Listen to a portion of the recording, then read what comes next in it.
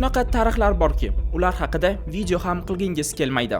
Men video materiallarni o'rganib chiqdim, operlarning gapini ko'rdim va har doim bitta narsa miyamga kelayotganida. Bu o'zi haqiqatmi? Bo'lib o'tgan vaziyat quloqqa shunaqa g'alati eshitiladiki, lekin berilgan faktlar, dalillar, politsiya protokoli, mahallada yashaydigan odamlar umuman boshqa narsalarni aytayotganida. Hozir aytadigan gaplarim sizga g'alati eshitilishi mumkin, lekin har bir gapimning orqasida dalillar va faktlar turibdi. Shuning uchun keling 7 yil oldin bo'lib o'tgan vaziyatni o'rganib chiqamiz. Kichkina Mixaylovka qishlog'i, 400 ta aholisi bor mahalla va bitta chiroyli qiz. Bu qizni hech kim bir yo'la 2 og'ir jinoyatning markazida bo'ladi deb hisoblamaganida. Yelena Pavilyanenko, uni yoshi 21 da edi. Student, moviy ko'zli, tashqi tomondan xotirjam oddiy qiz. Bu qizga qarab, u zolim, qotil demaysiz, lekin haqiqat unaqa emas edi. Tarixni to'liqroq tushunishingiz uchun orqaga qaytamiz. Yelena tug'ilib o'sgan oilasi. Yelena 1998-yil Mixaylovka qishlog'ida tug'ilgan edi. Otasi fermer edi. Pyotr Pavilyanenko. U keskin, jizzaki, og'ir tabiatlik odam edi. Qishloqda u bilan hech kim tortishgisi kelmasida. U urib yuborishi, qo'pol gapirib yuborishi mumkin edi. Uni reputatsiyasi qishloqda kuch bilan hamma narsani hal qilishida. Onasi uni biyovosh ayol edi va yillab oilada bo'layotgan narsalarni chidab o'tirardi va 2012-yil u ketadi. Eng qizig'i esa Yelenani onasi oiladan qochib ketadi. Hozir nima bo'lganini aytib beraman. O'sha payt Yelena 14 yoshida. Onasi yozda yoki kuzda qochib ketgan edi. Hech kim uni eslay olmaydi. Lekin aniq bilishadi, bu narsa juda ham tez bo'lgan edi. Ayol kiyimlarini yig'adi va uydan qochib ketadi. Pyotr o'sha payt dalada ishlayotgan edi. Qo'shnilar bir necha bor o'z eridan bikingani haqida aytib berishadi. Pyotr esa xotinini orqasidan bolta bilan ham yugurgan paytlari bo'lgan. Ertasi kuni esa hech nima bo'lmagandek o'z ayolining yoniga borardi. Gullarni berardi va uyiga olib ketardi. U har doim uyga qaytadi va bu narsa yillab qaytarilardi. Oxirgi marta ham shunaqa bo'lgandi. Baqiriqlar, urushlar va jimjitlik. Ertalab esa u yo'q edi. Hech kim bilmaydi u qayerga qochib ketganini, boshqa qishloqqami yoki esa boshqa shahargami. U qishloqdagi hech kim bilan aloqani ushlamaydi. Telefonini o'zgartirgan. Pyotr uni 1-2 marta qidirishga harakat qildi, lekin topolmasdan uni unutib o'z hayotini davom ettiradi. Pyotr haligacha ham qog'oz bo'yicha uylangan, lekin ayoli hali ham topilmadi. Uni qochgan sababi balkim u uni o'ldirmoqchi bo'lgandir va o'ldirib bo'lgandir, kim biladi. Lenaning onasi ketgandan so'ng uyda Lena, uni ukasi va adasi qoladi. Va oiladan onasi ketgandan so'ng Lenani o'zgarishlari sezilishni boshlaydi. Maktab paytida u o'zini qo'lga olgandi va yaxshi o'qirdi, lekin sekin-sekin uni xarakterida shafqatsizlik va alamlik paydo bo'lgandi. Otasi uni bilgandek tarbiya qilgandi.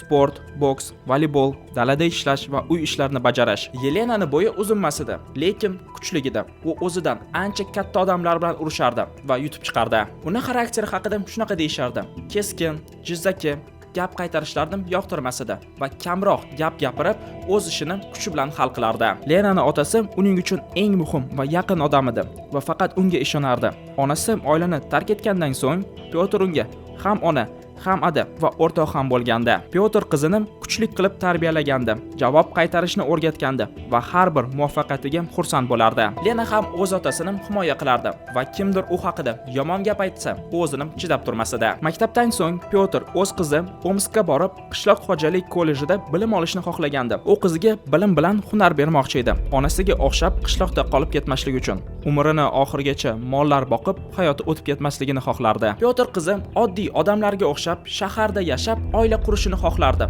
va shunaqa bo'ldi ham. 2019-yil Yelena kollejni tugatdi va diplomni qo'lga kiritdi. Lekin Omskda u uzoq muddatga qolmadi. Qishloq unga yaqinroq edi. Hamda otasi o'sha payt ancha kuchini yo'qotgan edi, yuragi og'rish sababli va otasini yaxshi ko'radigan qiz Pyotrni yolg'iz qoldirmadi. Ishchilar o'g'irlashni boshlashgan edi. Mollar esa uzoq vaqt ovqatsiz qolib ketayotgan edi. Shuning uchun Yelena shaharga bormaslikka qaror qiladi va har hafta Yelena shahardan Mixaylovka qishlog'iga kelardi va o'sha yerda qolib ketadi va tariximiz aynan shu joydan boshlanadi. Qishloqda odamlar Yelenani ikkinchi yangi xarakterini ko'rishni boshlashadi. Qishloqda Yelena otasini yordamchisi emas, yangi boshliq bo'lishni boshlaganda. Yelena o'zidan katta erkaklarga qattiq gapirishdan qo'rqmas edi, balki ular Yelenadan qo'rqardi. Ularning fermasida har xil yoshdagi odamlar ishlardi. Bir xil odamlar qishloqdan, bir xillar esa boshqa joylardan kelardi va Yelena tez vaqt ichida o'zini boshliqligini ko'rsatdi va uni qoidasi juda ham oson edi. Ishni yaxshi qilmasang, kaltak yeysan. Kech qoldingmi? kaltak yeysan. Gap qaytar deyman, kaltak yeysan. Qishloqda esa unga yangi laqab qo'yishgan edi. Nazoratchi. Kinoyali, lekin haqiqatida. Qo'shnilar uni kichkina, nimjon, lekin kuchi esa erkaklardan ko'proq deydi. Chunki u boksga borardi. Qishloqda katta bo'lib o'sgandi. Og'ir narsalar ko'targan edi va bu hammasi uni o'zgartiradi. Lekin kimgadir uni xarakteri yoqardi. U o'z kuchi bilan xarakterini ko'rsatsa ham, har doim nazorat bo'lardi. Pyotr ham aytardi: "Ha, Yelena qo'pol, urib yuborishi mumkin, lekin fermada nazorat bor. Bu menga eng muhimi." Va qanchalik u katta bo'layotganda, u o'z xarakteri bilan otasiga o'xshab ketardi. O'zini tashqi xarakteri va agressiyasi bilan. Va 2019-yil Yelena kollejdagi diplomini qo'lga oladi va o'z hayotini o'zgartirishi mumkin edi. Lekin u veterinar bo'lib ishlamadi va yana qishloqqa qaytib keldi. Fermada esa hammasi har doimgidek edi. Ish, odamlar bilan urush, kechqurun esa yig'ilib ichish va kundan sari uni agressiyasi oshib borayotgan edi. Noto'g'ri gap va qarab qo'yish Yelenani urushga olib kelardi va yilning oxirida Yelenani hech kim oddiy qiz deb hisoblamasada. Ham u chiroyli kichkina qiz edi, studentga o'xshaydigan, lekin hayotdagi xarakteri umuman unaqa emas edi. Va qishloqda hamma buni bilardi, lekin jim yurishardi. Chunki uni ham va otasini ham xarakterini hech kim ko'tara olmasada. Va hamma Yelenadan uzoqroq yurardi va agressiya eng baland pikiga chiqqanda alkogol Yelenani eng yaqin do'stiga aylanadi. Yelena har kun ichardi va aynan shu vaziyat birinchi jinoyat bo'ladi va u uzoq payt yopilmaydi. 19-avgust 2019-yil Mixaylovka qishlog'idagi oddiy kun edi.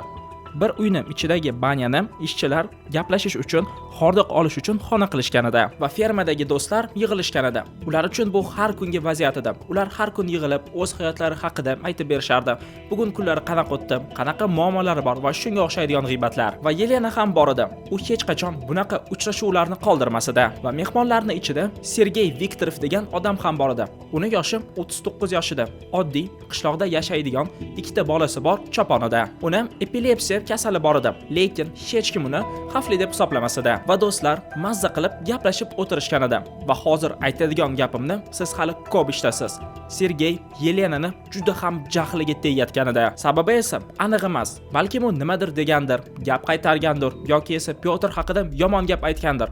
Bu haqida biz bilolmaymiz, lekin fakt Sergey o'sha kuni Yelenani jahliga tegayotgan edi va kechqurun soat 3 da hamma uyiga ketgan edi va faqat Sergey qolgan edi, chunki u mastligidan joyidan ham ko'tarilmayotganda. Va shu payt Yelenaga nimadir bo'lgandek u aytadi: "Sergey butun kecha meni jahlimni chiqargan edi va men uni urishni boshladim." Birinchi u Sergeyni qo'lini va oyog'ini tepadi, keyin esa boshini va qorniga uradi. Aynan shu payt Sergey suyak sinishi, jigar yorilishi, qovurg'a sinishiga olib keladigan travmani oladi va aynan shu narsa bilan Sergey keyinchalik vafot etadi va ozginadan keyin u yerda yotgan Sergey bilan shahvoniy xatti-harakatlar sodir etadi, kurak tayog'i bilan. Keyin esa u qaysi aqli bilan bilmadimu o'sha yerda yotgan odam bilan rasmga tushadi va keyin esa shu rasmlarni qishloq chatiga yuboradi va kim meni quloq solmasa aynan shunaqa bo'ladi deb yozib qo'yadi. Ozgina vaqtdan keyin Sergey nafas olmayotganini biladi va buni bilgandan so'ng o'z izlarini o'chirishni boshlaydi. U jasadni bog' aravasiga yuklab 200 metr uzoqlikka olib ketadi. Keyin esa jasadni o'sha yerga tashab, aravani olib kelib, o'z izlarini u yerdan ham yo'qotadi. Ertasi kuni bir ayol ishga ketayotganda Sergeyni tanasini topadi. Bir xil odamlar bu fojiali hodisa bo'ldi va oldin ham unda bunaqa vaziyatlar bo'lgan deyshadi. Unutmang, unda epilepsiya bor edi va tanani topishlari bilan politsiyaga telefon qilishadi. Politsiyaga telefon qilishdan oldin Sergey alkogol tufayli o'lgan deyshadi. Lekin tergovchi aytishi bo'yicha Sergey ko'p sonli jarohatlardan va qon ketishdan vafot etganda va qishloqda tez g'iybat boshlandi va Yelena o'sha kecha nima qilganini hamma tushunib yetdi. U rasmlarni qishloq chatlariga tashagan bo'lsa ham, odamlar buni ko'rsatib politsiyaga borishmadi, chunki ular Yelenadan va uni otasidan ham qo'rqishardi. Va agar hammasi shu bilan tugaganda, Yelenani vaziyatini hamma unutardi va oddiy hodisa deyishardi. Lekin 2 oydan so'ng yana bir narsa qaytarildi va bu safar odamlar jim o'tirisha olmasdi. 16-oktyabr 2019-yil. Xuddi o'sha joy, xuddi o'sha odamlar bir ikkita ayollar qo'shilgan edi. Kechqurun, alkogol, hammasi oldingi safardek edi va bu safar 31 yoshlik Igor Kozlov ham qo'shilgan edi. Belarus Omskka pul topish uchun kelgan edi. Uni ishi texnikalarni tuzatish edi va pul topib, yana Belarusga qaytmoqchi edi. Hamma har doimgidek yig'ilib ichayotgan edi va gap Lenaning otasi haqida chiqdi. Lenaga esa bu eng muhim odam va kimdir u haqida yomon narsani aytsa, u chidab tura olmasdi. Va o'sha payt Igor bilmasdan yoki esa masligi uchun uni otasi haqida g'iybat qilishni boshladi va yomon gaplar gapirishga tushdi. Yelena uchun esa bu xuddi triggerdak. Agar kimdir u otasi haqida yomon gapirsa, u urushni boshlardi. Va Igor o'z fikrini aytayotganda, bu Yelena uchun xuddi buqaga qizil rang ko'rsatishgan edi. Start knopkasi. O'sha payt odamlar Yelena xuddi telbaga aylanib qolgandek deyishardi. Uni yuzidan ko'rinib turgan edi. U o'zini boshqara olmaydi va o'sha paytda u Igorni urishga tushdi. U Igorni 2-3 daqiqa urgan edi. Tergovchi aytishi bo'yicha Igorga 38 tadan ko'proq qo'lda va oyoqda zarba berilgan edi. Oxirida esa stul bilan urishganda, u to'xtamasdan tez Igorni urayotgan edi va odamlar buni ko'rib turishgan edi. Lekin hech qanaqasiga Yelenaga qarshi chiqisha olmasdi, chunki ular undan qo'rqishardi. Ular Yelenani to'xtatishga harakat qilishdi, lekin faqat gaplar bilan. Lekin Yelena xuddi ularni eshitmagandek uni urishni davom ettirdi va Yelena urushni to'xtatgandan so'ng Igor yerda qimirlamasdan yotgan edi. U tirik edi, lekin hushdan ketgandi va o'sha payt odamlar skorini ham chaqirishmagan edi. Hamma mast edi va Yelenadan qo'rqib turganda. Mehmonlar tarqalib uyga ketadi. Bir xillar bo'lgan vaziyatni unutib bo'lgandi. Bir xillar esa qo'rqqandan jim o'tirishgan edi.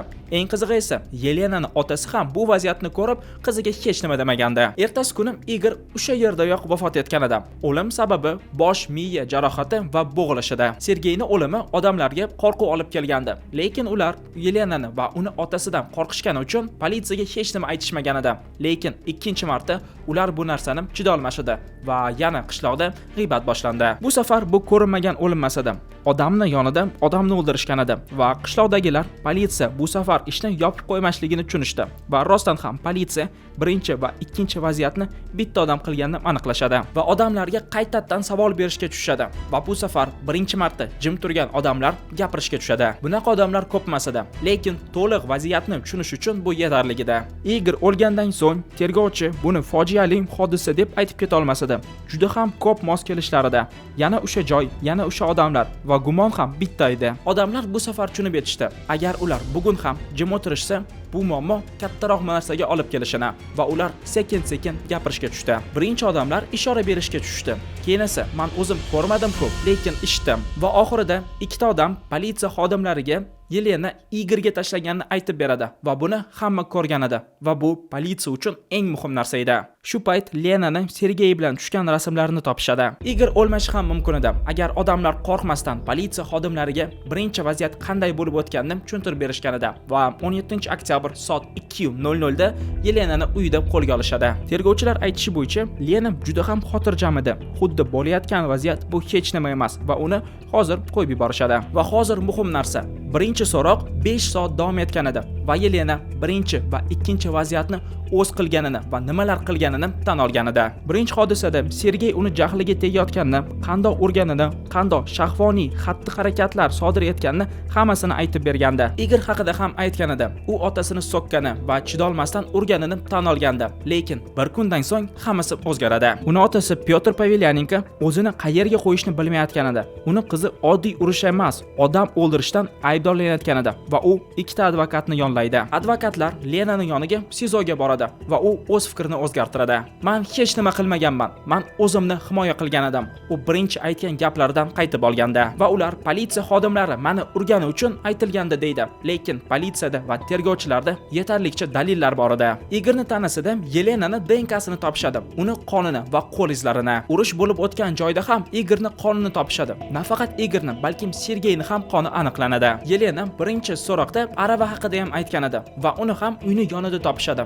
Unda esa Sergeyni DNKsi chiqadi. Birinchi bo'lib Yelenani doktorlar tekshirishga tushadi va kompleks psixologik psixiatrist ekspertizaga yuborishadi va uni mutlaqo aqli razo deyishadi. Hech qanaqa psixologik muammolar yo'q edi. Ham Yelena o'sha payt mas edi, lekin bu javobgarlikdan ozod qilmasdi va tergovchi aytib chiqadi. O'ldirish sababi bu maslik va jahl chiqish. va tergovchilar bu ishni sudga yuborishadi. Va shu payt yana bir g'alati vaziyat bo'ladi. Yelena o'z chiroyiga juda ham ishonardi.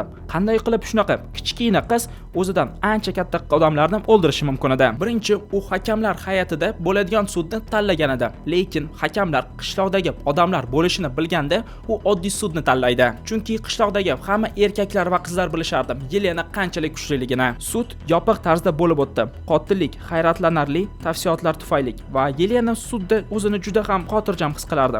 U hech kimdan kechirim ham so'ramadi va yig'lamadi. U hammasini rad etardi. Men hech kimni o'ldirmadim va bu hammasi yolg'on derdi. Va uni oxirgi so'zlari uni pozitsiyasini ko'rsatardi.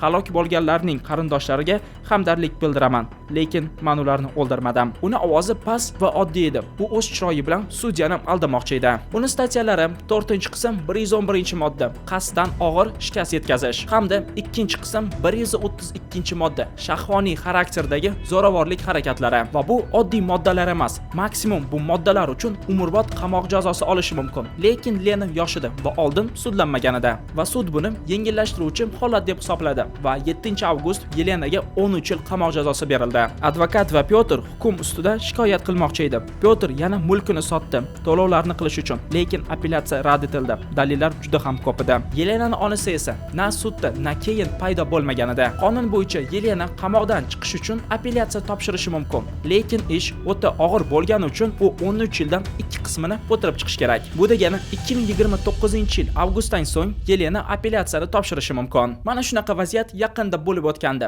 va qanchalik buni ichiga ko'proq kirsangiz, shunchalik bunga ishongingiz ham kelmaydi. Va bu hammasi bir kunlik narsa emas, yig'ilib kelgan narsa. Onasi qizini tashab kelgan, otasi esa qattiq qo'l ota bo'lganida. Qishloqdagi odamlar Yelenani xarakteri o'zgarayotganini ko'rishayotgan edi, lekin o'limgacha olib kelmaganicha hamma bu narsaga rozi edi. Hattoki birinchi o'limga ham odamlar ko'zini yopishgan edi, lekin ikkinchisiga chidab turishmadi. Eng qizig'i esa Yelenani onasi hali ham paydo bo'lmadi.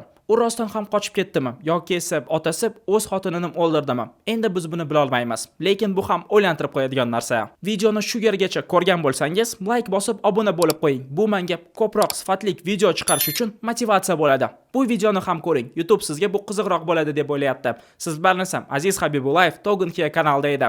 Hammaga kattakon rahmat.